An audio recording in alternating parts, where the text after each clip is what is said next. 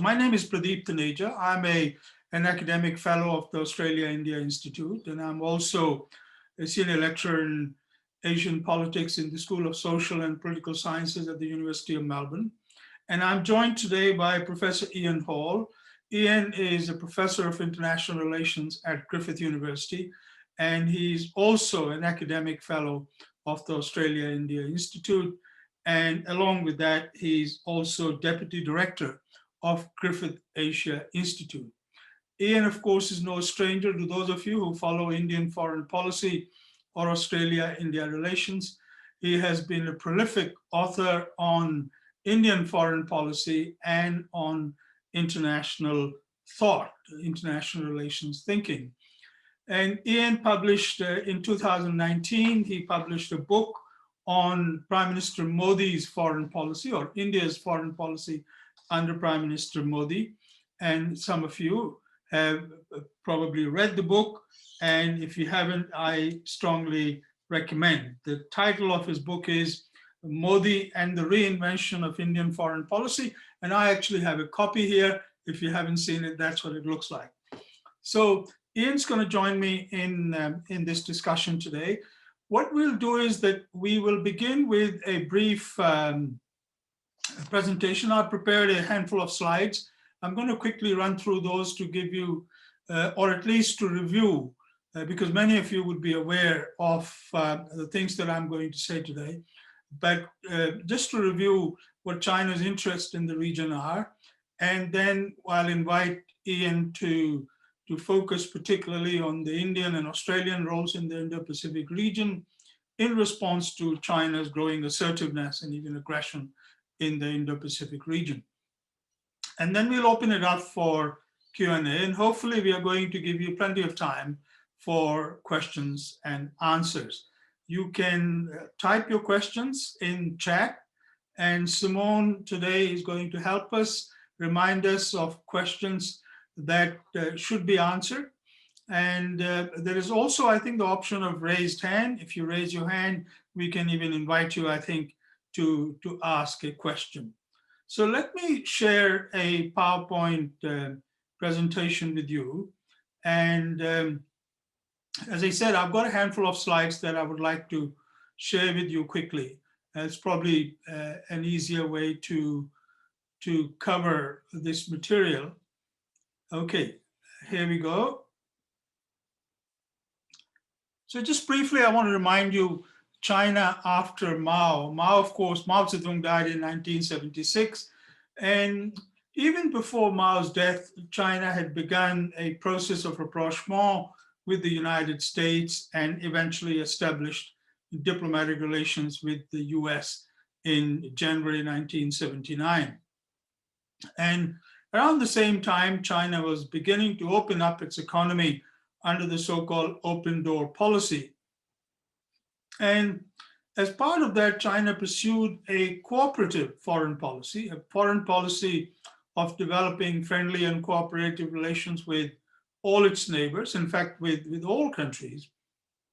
One exception to this, of course, was the war with Vietnam in February, March 1979. But apart from that, and apart from clashes on the border with India, China had largely pursued a policy of cooperation with its neighbors. And this policy was seen as a tactical approach by international relations scholar, particularly in the words of Deng Xiaoping, who used a 12 Chinese character phrase, and I have shortened it to 4 characters, which is Tao Guang Yang Hui, which literally translated into English means that you hide the brightness and you nurture opacity, which has been translated into English as meaning build up our strength and keep a low profile. And this allowed China time to build up its economic and military capabilities in a peaceful international environment. Some scholars have even said that China was free riding on the United States security guarantees in the broader Asia Pacific and the Indian Ocean region. And therefore, China took advantage of the security provided in the region by the United States to focus single-mindedly on developing its economy and at the same time, under the Four Modernization Program, to modernize its military. China's policies began to change under President Xi Jinping. Some would argue that even before Xi Jinping came to power, China was already becoming more assertive and more aggressive. But particularly with the rise to power as the Communist Party leader of Xi Jinping in late 2012, China seems to have abandoned Deng Xiaoping's cautious approach. In fact, Xi Jinping has even kind of created a new era, because now the time since he came to office in 2012 in China is known as the new era. So it kind of draws a line between the Deng Xiaoping era and the Xi Jinping era. Deng Xiaoping, of course, died in 1997, but the Deng Xiaoping era continued until Xi Jinping's rise to power.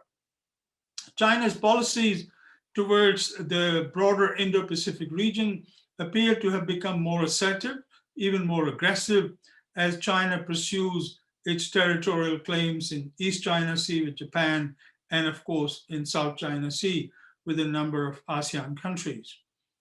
China has built artificial islands in the South China Sea, and I'm sure I don't need to go into detail here because it's been frequently mentioned in the media, and I'm sure most of you are familiar with China's building of artificial islands and militarization of those features in the South China Sea.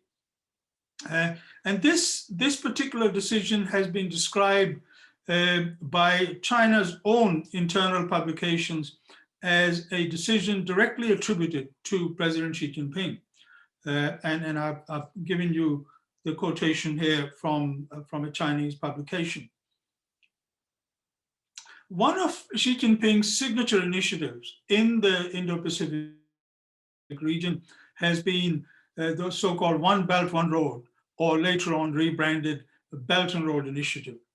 Belt and Road Initiative, or OBOR, is a shorthand for two very ambitious schemes conceived by Xi Jinping.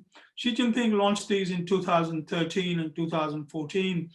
And the two components of the Belt and Road Initiative are the Silk Road Economic Belt, which is essentially a complex web of rail routes, highways, oil and gas pipelines, and power projects stretching from China's Xi'an in central China all the way to Central Asia, Russia, and to Europe. The second component of it is a maritime Silk Road consisting of ports and other related infrastructure, again, starting on the east coast of China and Fuzhou all the way to Venice. And so together, the Silk Road and the Maritime Silk Road make up this very ambitious scheme by President Xi Jinping, which China is spending nearly $1 trillion on. At least that is what the Chinese media has been telling us. The actual figure, in fact, has slowed down. The latest research shows the spending on BRI projects actually has slowed quite considerably, partly because of the pandemic, but also because of lukewarm response from a number of countries more recently. This is a map here of China's Belt and Road Initiative, and here in orange you can see the land route, the Silk Road, and in blue you can see the Maritime Silk Road. There are various interpretations of this. This is not as ambitious. This map doesn't portray the full ambition of China's Belt and Road Initiative. There are other maps which of course show extensions all the way into Oceania and even Australia. In terms of how this is being perceived by different actors, the Communist Party of China argues that the Belt and Road Initiative will help in building a community of shared destiny. It's a favorite phrase of President Xi Jinping, and the Communist Party has positioned the Belt and Road Initiative as a road for peace and a road for prosperity. And President Xi Jinping hosted the first Belt and Road Initiative Forum in Beijing in May 2017. And he said at this forum that China would work with all countries and regions to forge partnerships of dialogue with no confrontation and of friendship rather than alliances. China's language is, of course, always that of projecting every initiative coming from Beijing as about win-win cooperation and in the mutual interest of all sides. However, in many Western countries, particularly in the United States, even in Australia, and in Asia, particularly in Japan and India, this ambitious project, the Belt and Road Initiative, is seen as an attempt to integrate the Eurasian landmass and maritime trade routes economically and politically, and obviously with strategic consequences. The Indian Foreign Minister Jaishankar, when he used to be the Foreign Secretary, he said this is an attempt to hardwire, choices in the Indo-Pacific region. So, what are China's motives in expanding its power, in building the Belt and Road Initiative, for example? I argue here that China has four key objectives, four key motives. Number one is to safeguard China's rapidly growing economic interests. China has, as a result of the Belt and Road Initiative, but even before the Belt and Road Initiative, Chinese companies are investing heavily in various parts of the world, particularly in Africa and increasingly in Central Asia and in Southeast Asia. So I argue that one of the first motives of China is to safeguard its rapidly growing economic interests. It is a kind of risk management strategy. So on the one hand, China is investing to get good return on this capital, but at the same time, it is also part of a risk management strategy. Secondly, China, obviously, as a rising power, as a country with the world's second largest economy and the world's second largest military budget, China also wants to be seen as a great power. Even though Chinese Communist Party and Chinese officials often remind us that China will never seek hegemony, but China does see itself as a great power. I'm not quite sure how do you become a great power without actually asserting hegemony, but China is projecting its power in far-flung parts of the world. Third, China is asserting its territorial claims all the way from East China Sea to South China Sea and on the Sino-Indian border. China is aggressively pushing its territorial claims. And finally, China is extending its geopolitical influence. So with the projection of power, extending China's geopolitical influence in far-flung parts of the world, from Arctic to Antarctic, is also a key goal of Chinese policy. China's approach is different from the United States approach in the sense that China's approach includes a bilateral military cooperation, including naval visits. Chinese Navy ships increasingly visit other countries, particularly countries with which China has close economic and political relationship. China is increasingly conducting joint training and exercises with foreign militaries, particularly militaries of countries which are either part of, for example, the Shanghai Cooperation Organization or others with which China has developed closer political, military, and economic ties. A second approach that China is taking is of functional cooperation. China is increasingly enhancing functional and practical cooperation with other countries. And I've cited one example here. There are many other examples, but there's one example, for example, where in 2015, China started working with 5 Central Asian countries. And initially in 2015, these 5 countries met in the Chinese port city of Lianyungang in China's northeast. And since then, every year, Chinese government In fact, the Chinese Public Security Bureau, the Chinese police, have been hosting a meeting of a growing number of countries. The number has actually grown from 5 in 2015 to more than 30 last year. And this is, the Lien Yungang Forum focuses on anti-terrorism cooperation, law and order cooperation. Essentially, it is the police agencies of China and 30 plus other countries, and particularly countries that have developed joint assets with China, including oil and gas pipelines.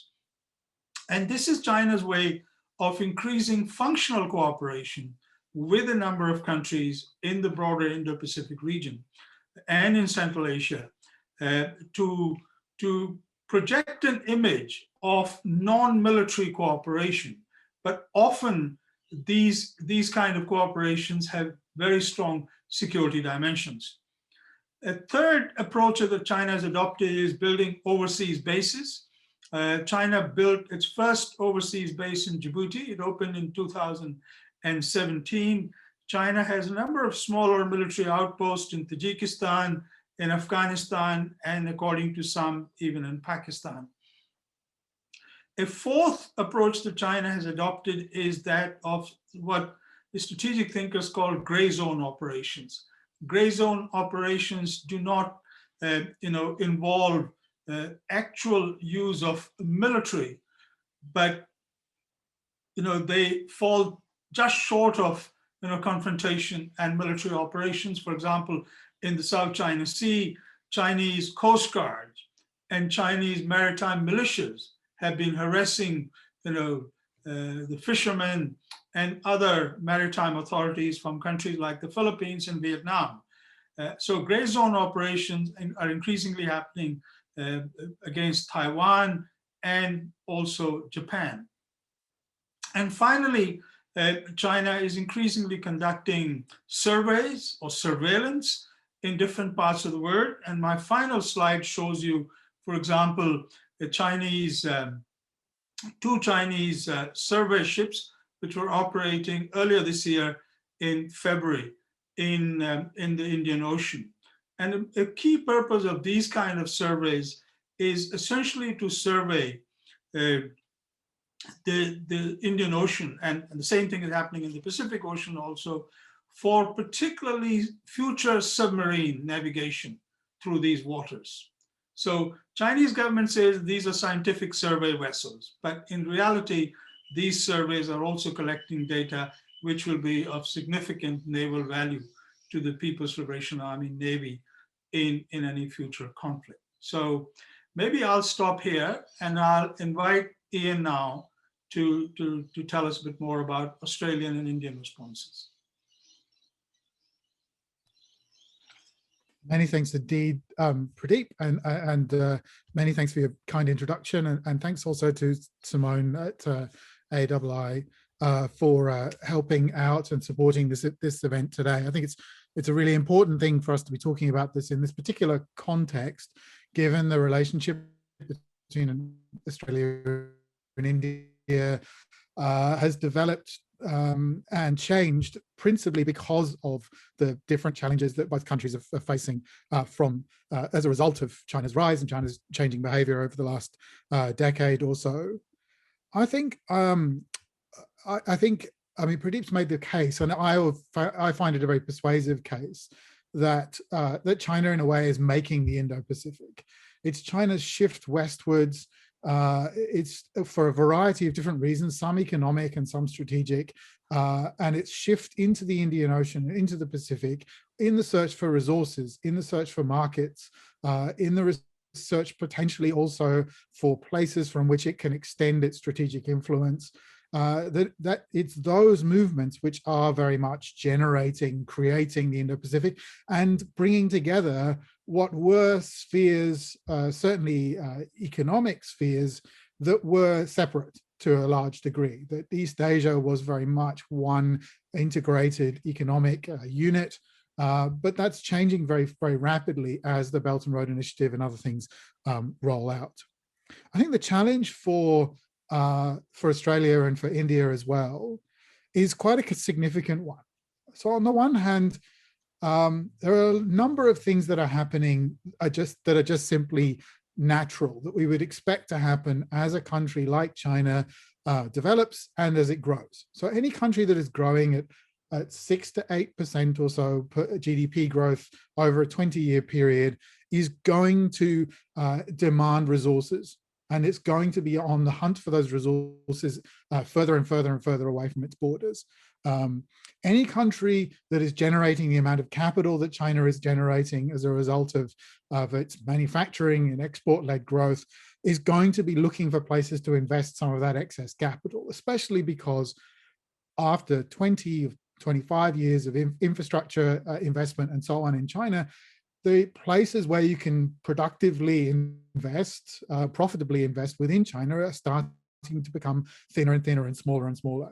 So there are less and less opportunities, and so you can see why there might be reasons to push capital outside of those borders. Now, there are other reasons as well, and we can get into those if you like, but that's one of the reasons why this is happening.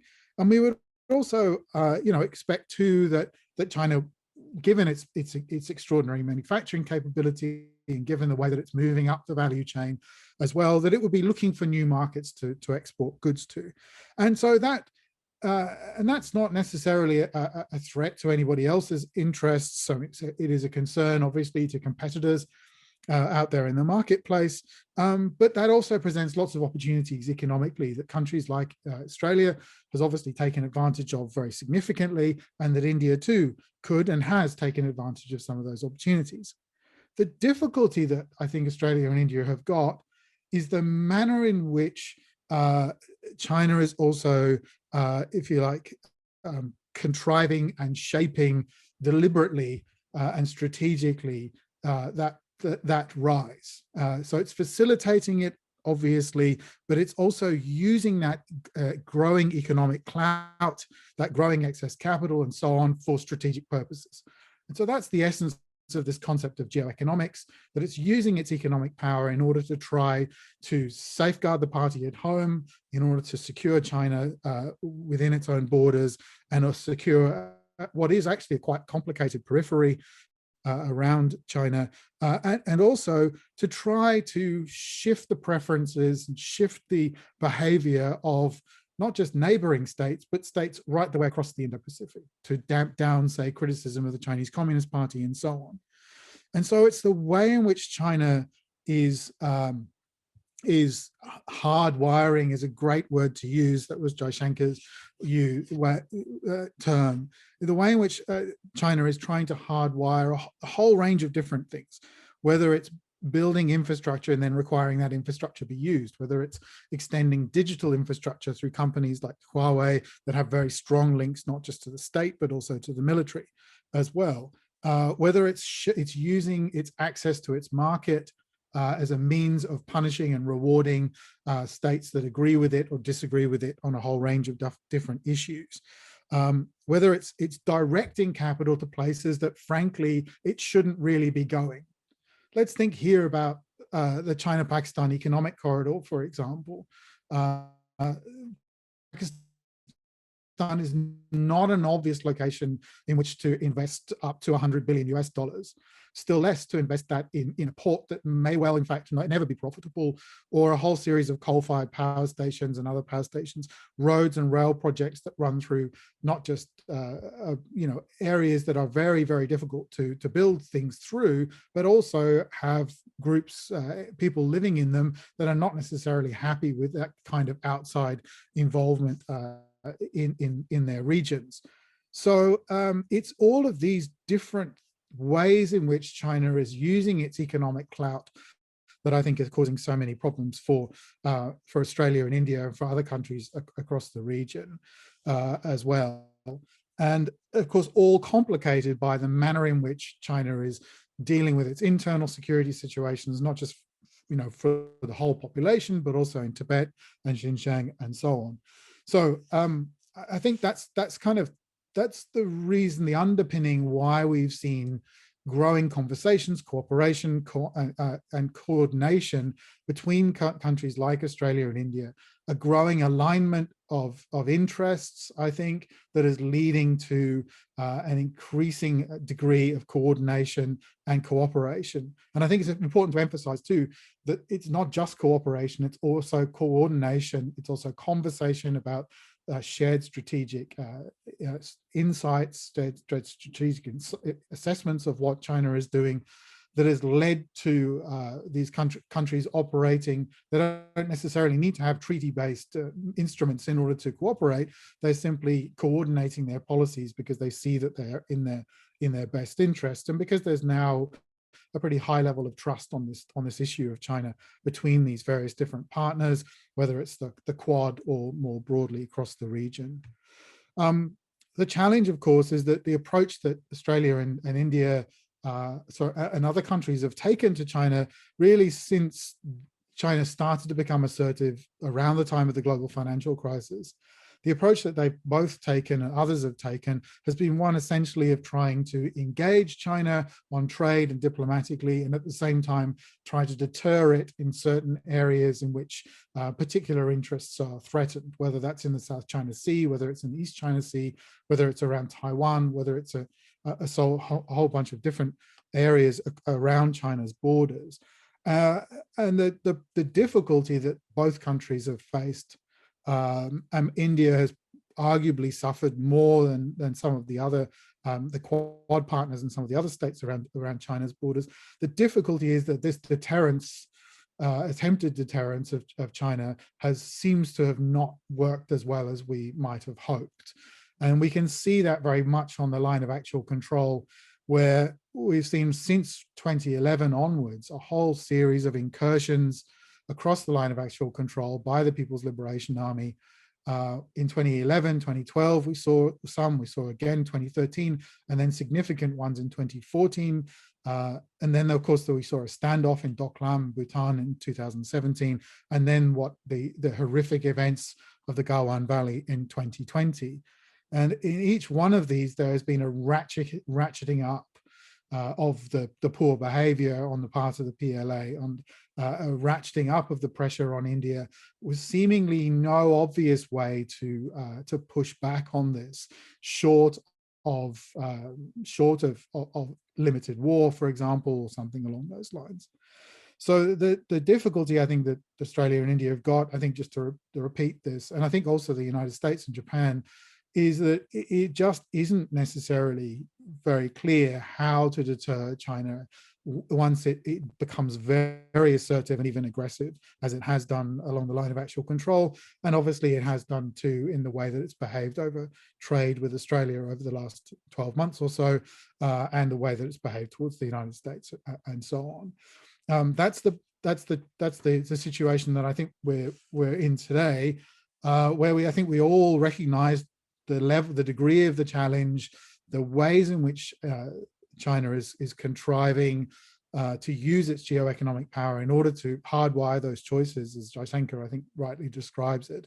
That's the challenge that we're all facing, and coming up with ways in order to manage that, I think, is the challenge really of our age. Look, I'm happy to kind of stop there, I think. I suspect that we've got questions and comments and so on. So perhaps I'll leave it there and we can open it up if you like, Pradeep. Okay, thanks, Ian. Thanks very much. Now, if you have any questions, please put your questions in chat and we'll take your questions as they go. And I think you should also have the option of using the raised hand icon. So if you raise your hand, we'll invite you to ask a question. So you have both the options. And as I said, as I promised, we'll leave plenty of time for questions, and we'll be happy to answer any of your questions related to today's topic. Okay, we have a question. Let me read out this question. It doesn't say who it is for. Please do specify, if possible, who this question is for. But I have a question from Sai Ramanath. And he says, in my opinion, I think the best strategy is to influence a change within Chinese political situation. What are the opportunities there? is there any democratic process possible inside China? Ian, do you want to take that? I think you, as a China specialist, would be better positioned to do this. But I mean, I think just one point. I think we, for some significant period of time, we have engaged China. We have also opened up, or we've allowed China to enter into a global trading system, into the global economy, and so on, in the hope that that China, as it got richer, would move towards liberalization, not just political, but also economic. I think that hope hasn't yet been dashed. I'm still a little bit optimistic that as China goes through that very difficult process of negotiating the so-called middle income trap, that you'll see new demands emerging within China, and that it may be the case that we'll see a shift in a much more liberal political direction.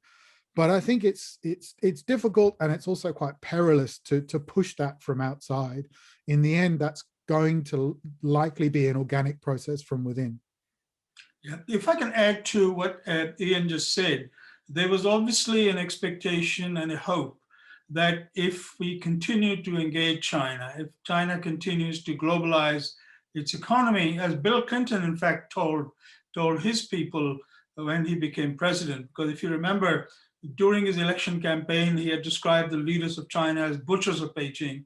But then once he came into office, he gave China a permanent most favored nation status, allowed China to become a member of the World Trade Organization. And the thinking behind that was that China, if it continues to grow economically, will have a big enough middle class. And this middle class will then want to have a political system, a legal system which protects their newfound wealth. And this new middle class will then become the champions of a more open, more transparent, perhaps even more democratic and pluralistic China. And particularly with the rise of Xi Jinping, I think a lot of people outside China have come to believe that that's probably not going to happen. And I think that may also be the thinking behind the decisions of the United States government under President Trump.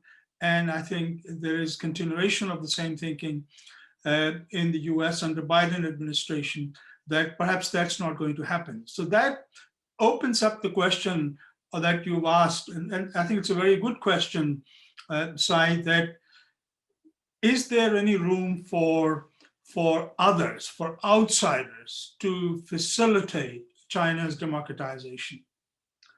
Personally, having lived in China for many years and being a frequent visitor to China, I think there is very little that outside forces can do to bring about change in China. But like Ian, I still believe there is hope, and the hope lies in the more repressive policies which have been adopted by Xi Jinping in Hong Kong, for example, and inside China itself. And there is a constituency in China which is very quiet at the moment, but this is a constituency of wealthy Chinese individuals. There's more than 130 billionaires in China. And of course, thousands, tens of thousands of millionaires who have 10, 20, 50 million dollars. And many of these people have seen their wealth destroyed over the last few years. Even this year, in fact, this morning, I was reading that between February and now, February and May, the 10 biggest tech companies in China have seen $800 billion worth of wealth destroyed. In other words, market capitalization of 10 biggest tech companies in China has dropped by 800 billion US dollars. And I think that these people are very powerful people, even within a system like the Chinese. Wealthy people, regardless of the system they are in, tend to enjoy considerable power. And I think these people in China, people like Jack Ma, who have been silenced, ostensibly silenced, but I think these people are not going to be very happy with the policies of the current Chinese leadership. So, we don't know when this is going to happen. I don't think anybody knows when China may see another sort of period of political instability, but I would not rule it out. I would not rule it out because I think even though the Chinese government says that Chinese people are very satisfied, I saw last week, for example, Foreign Minister Wang Yi in an interaction with the European leaders with the Munich Security Conference, he was citing American surveys to show how 90 to 95% people support the Chinese government. I think those surveys can be misleading. I think there is growing dissatisfaction.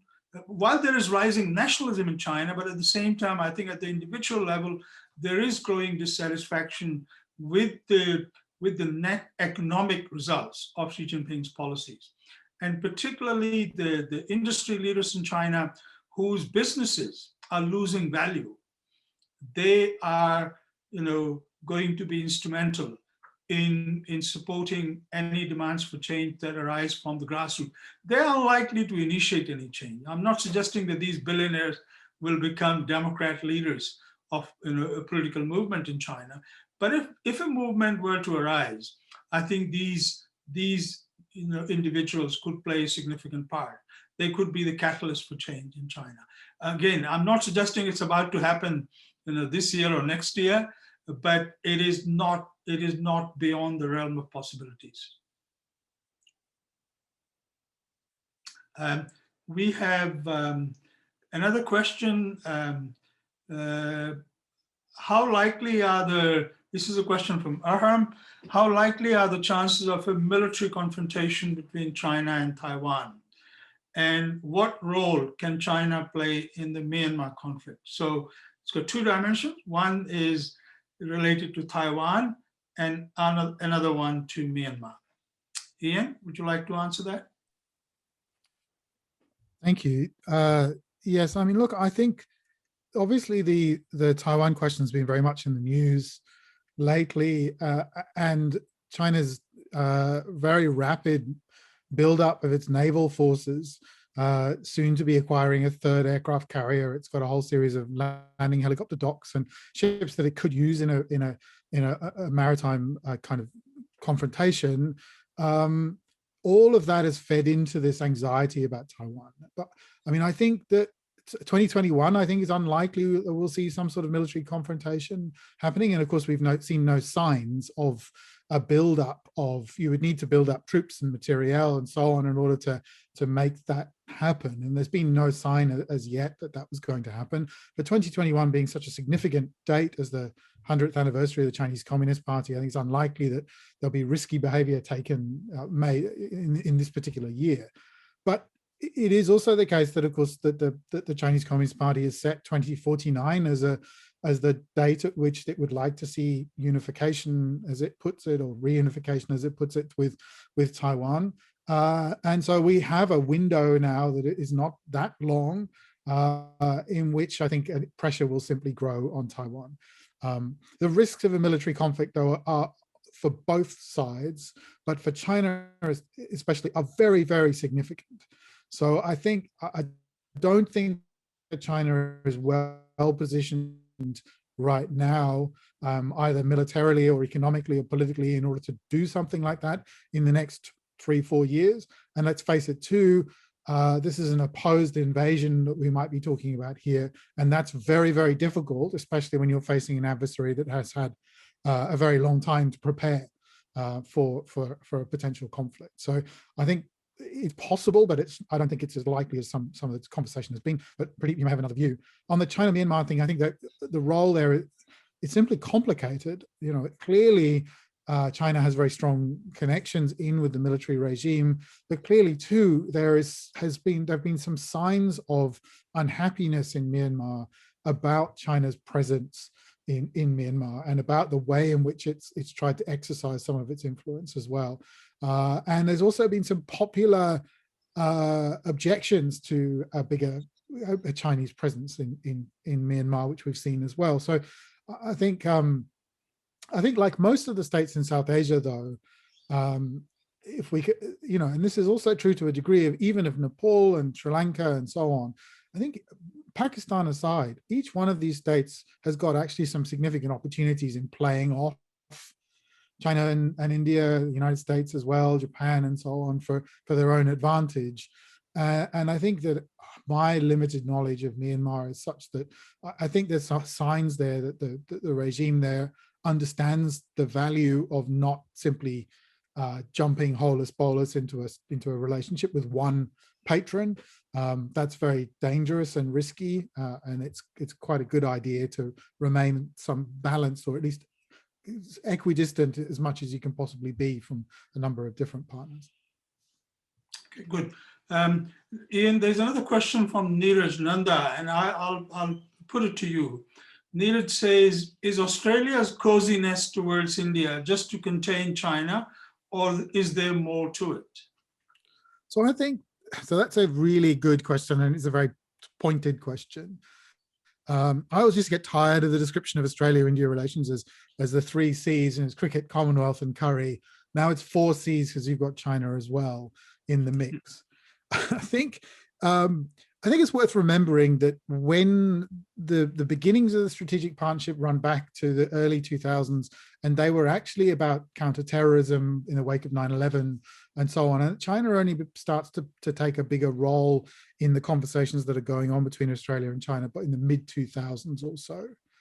I don't think we can deny or overlook that China figures very strongly in the relationship, and that we've seen where we've seen significant investment and effort put into trying to push the strategic partnership forward. It's been in the wake of some shock or concern, a public concern about China. So I don't think we can really deny that. I think too, though, around the central discussions about China, there have been some really productive conversations about things like education and agriculture, about investment, trying to unlock some of the gigantic amounts of capital that Australia has, and trying to find ways in which to push that into India to service some of the needs that India has, trying to build that economic relationship. That's been really challenging. And I think it's very much the case that Australia wants that more than India does to a large degree, a lot of the time. But nevertheless, there is a lot more that could be done that simply hasn't yet been done. Yeah. Okay, there's another question, and I might take that from Rahul Sanghani. Rahul says, what will be the impact of China's increased interest in Africa on Australia's iron ore exports? And is it good for Australia? And that's a good question, because iron ore prices have in fact been rising. And despite Chinese sanctions on Australian barley and beef and wine and other products, in fact, Australia's iron ore exports is still growing. And the price of iron ore in the international market, in the spot market, is continuing to grow. And that, of course, must be frustrating for, I think, the Chinese leaders who are trying to punish Australia for whatever reasons, and we can go into that later on. But China's decision, China, of course, has been investing in Africa and various projects for a long time. But I think what Rahul's question is referring to is the project in Guinea, the so-called Somando mine. And that's a very ambitious project. It's a major investment by China. But it's not going to be an easy project to operationalize. It would require a 650-kilometer rail line to the nearest port. And therefore, the cost of, first of all, developing this mine and then transporting iron ore from Guinea is going to be, I think, prohibitive. So personally, I think the mine in Guinea is more about security. China wants to make sure that it has other options, but certainly in an economic sense, I don't think it will be as beneficial for China as importing iron ore from Western Australia, for example. So if China were to stop buying iron ore from Australia and try and source iron ore from Brazil, more from Brazil and from countries like Guinea, I think China would be cutting its nose to spite its face. And we've seen Chinese leadership actually is quite pragmatic when it comes to these sort of decisions. So if you look at the products on which China has imposed tariffs or other penalties from Australia, are generally speaking not essential commodities. So these are products, for example, wines and beef. The Chinese people aren't going to suffer very much, if they don't have access to Australian wine or even barley. But iron ore, of course, is crucial for China's economic growth, and therefore they have not taken any step, in trying to limit iron ore export. So I think African investment in Africa and iron ore mine is more about sort of having other options, having security, but economically it doesn't make much sense. And I've worked with the steel industry in China as a consultant for 2 years. I know something about the steel industry, and I can tell you that Australia is one of the most efficient suppliers of iron ore, and we have very good quality, very high grade iron ore. And if China were to source it from other countries, I think it will be paying a much higher price for iron ore. So economically, it doesn't make sense. Also, I don't see China's dependence on iron ore going down anytime soon, because China's economic model still seems to be, state spending, increased spending to continue to pump prime the economy. And for that, China will continue to, in fact, build.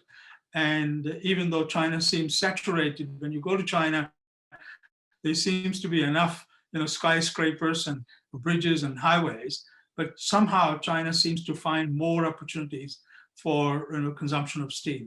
And that's unlikely to slow down, at least in the next 5 or 6 years. Okay, Ian, is there any question that takes your fancy there? I think the question again about smaller states and how they manage these bigger kind of collisions, if you like, between the major powers in the region, that's come up as well in the context of Sri Lanka. There's a question there about that. I mean, I don't think there's any doubt that Sri Lanka, under the Rajapaksas in particular, has become very strong, close to Beijing. But I think also, even there, you can see a recognition that there are dangers in coming too close to one patron, and there are advantages too to indicating to other potential investors or other potential partners that you might be open to a conversation, provided that the price is right.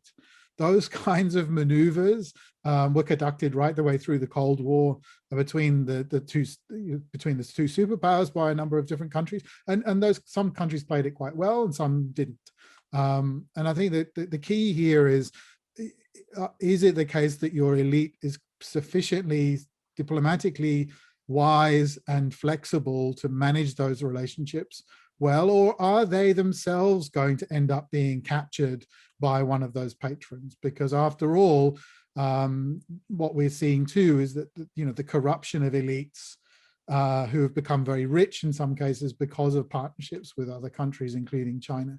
That corruption of elites means that the national interest and the private interest of presidents or prime ministers get confused, and I think that's where things become quite problematic. Okay, let me read a question from Q&A, because some people have been typing questions in Q&A, others have been typing them in chat. There's a question from Roberto Colanzi. Roberto says, what is the medium-term future of foreign relations with China? Is it a hot peace or a new Cold War? Ian, you want to have a go? So look, I know that we laugh about, or that we poke fun at some of the language that the Americans use on this. And I think we're in a phase of strategic competition. That's it. And that competition is not necessarily a bad thing. Competition is not necessarily going to lead to an outbreak of conflict. It can be managed well. And I think so far, it has been managed reasonably well. So I don't think that, and I'm not sure that the Cold War analogy I've always had problems with, because we're dealing with very, very different circumstances. The Soviet Union was never really a peer competitor to the United States in economic terms. It was in military terms, but not in economic terms. And it was, of course, never integrated into the global market, into the global economy. So dealing with China, managing the various different pressures that emerge from China is a whole no order of complexity, if you like. It's just a very different kind of challenge. So I'm happy with competition, and I'm happy with strategic competition. Let me also have a go at this question. Obviously, these terms have been bandied around in Cold War, new Cold War, hot peace. I personally see this, the state of relations with China more as a wedding banquet. A wedding banquet where there will be sort of dishes that you would like to consume very happily and enjoy, and there would be things that you would not want to touch. And particularly a Chinese wedding banquet would have surprises for you. And so let me call it a Chinese wedding banquet. I mean, there would be things that we would quite happily consume, and trade is, of course, among those. But at the same time, there would be areas in which we would not want to have a truck with China. I mean, we've seen, for example, on the Belt and Road Initiative, both the Australian government and the Indian government decided to opt out of China's Belt and Road Initiative. It was on the table. Xi Jinping very happily, put it on the table, but Australia, India, and a few other countries decided not to partake of that. So I think it is more of a Chinese wedding banquet. We would happily consume some of it, and we leave some of the dishes alone. There's another question which Satish has put both in chat and Q&A, so let me read that out. If the narrative of China synthesized corona, I think what you're referring is to Satish is referring to the lab origin theory of the coronavirus, that if this narrative proves to be true, then what will be the move of Quad, or what would Quad do if it proves to be true? Do you want to take that, Ian? So look, I think this is such a vexed question in any case.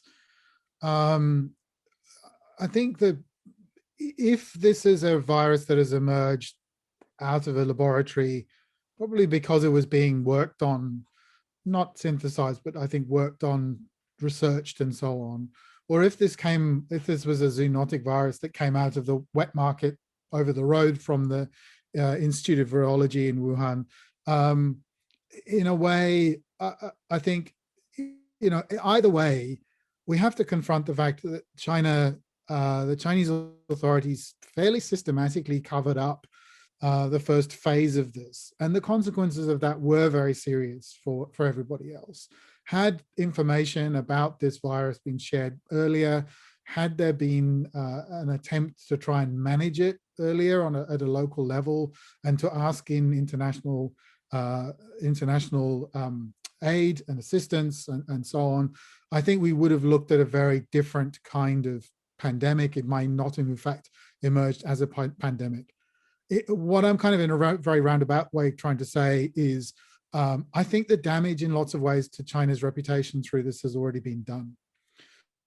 And I mean the Chinese government reputation here. And I think that one of the reasons why we've seen China behave in really problematic ways in the Gaoan Valley and elsewhere over the last year or so is because the Beijing knows that. It knows that it is in a much more difficult position post-Wuhan than it was prior to that. And we're dealing with a very bruised, aspirant superpower right now, with a shadow very much hanging over it, if that's right. We are unfortunately out of time. I was going to take another question from Sai on demography, but I think this is a longer answer, and we are really out of time. So I'm going to have to sort of wrap up here. And on behalf of, again, the Australia India Institute, I want to thank you all, and thank you, Ian. and Simone and Mariana for putting it together. And hopefully we'll continue. This is, of course, a very important subject. There is a lot more happening in this area, and then we'll continue to talk and write about this. So we'll hear more about it. Okay. Thanks, so Pradeep. It's been a bye pleasure. for me. Good to talk to you. Thank you. Good Bye-bye. to talk to you. Okay. Bye-bye. Bye-bye.